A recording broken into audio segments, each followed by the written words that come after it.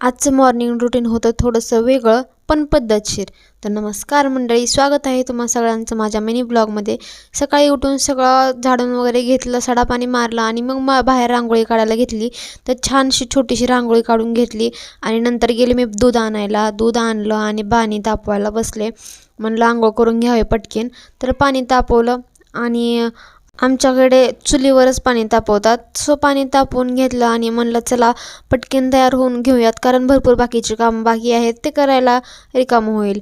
आणि मग म्हणलं थोडासा छोटासा ट्रान्झॅक्शन करावा. मी फर्स्ट टाईमच ट्राय केला आणि बेटर झाला, बेटरच म्हणता येईल. आणि मग माझा देवांश खूप लुडबुड करत होता मध्ये.